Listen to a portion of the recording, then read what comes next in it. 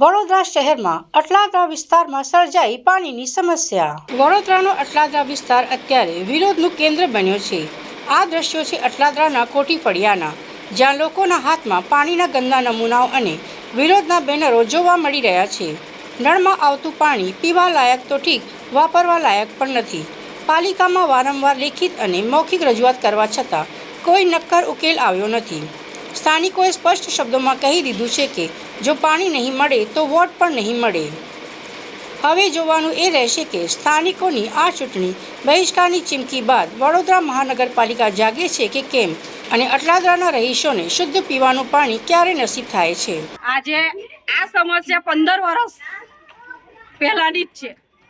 માનો કે 15 વર્ષ પહેલા લાઈન બદલાઈ, અમારે લાઈન બદલી ખરી, પણ પાણી એટલું દૂષિત ને એટલું ખરાબ આવે છે, પીવા લાયક તો છે જ નહીં, અત્યારે જોવા લાયક નથી, એને સૂંઘવા લાયક બી નથી પાણી। તો પછી છોકરાઓને બીમારી અત્યારે તમે એવું કહો છો કોરોના નીકળે છે, કોરોના આ કોર્પોરેશનમાં જ કોરોના છે, બીજો કઈ કોરોના નથી। કોઈ રોગચાળો નથી આવતો, કશું જ કશી વાતે આવતું નથી, પણ પાણી પીવાથી બધું જ થાય।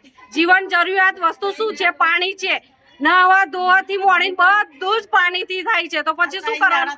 રાંધવાનું તોય પાણીથી, આ જ પાણીથી કરવાનું છે। બોલો, બીમાર તો જો શરદી ખાંસી ઉધરસ તો કોઈને મળતી જ નથી, બરાબર છે। દવાખાનામાં જાય તો કોરોના કઈ રિપોર્ટ કાઢી કાઢે છે, એટલે અત્યારે ડોક્ટરોનું કોઈ એ નહીં, બધા પોતપોતાના માટે જ છે, એવું સમજી લેવાનું, કોઈ જનતા માટે છે નહીં। બેન, આગામી સમયમાં ચૂંટણી પણ આવી રહી છે, શું કહેશો? આગામી સમય જો ચૂંટણી આવી હશે, અમારી લાઈન બદલાશે, નવી લાઈન પેલું કામ થશે તો અમે વોટ આલવા બહાર નીકળીશું, બાકી આ ફરિયાની અંદર અમે વોટ આલવા કોઈને બહાર નીકળીએ નહીં। અને એવું સમજી લેવાનું કે અમે વેરાઈ બી ભરવા તૈયાર નથી।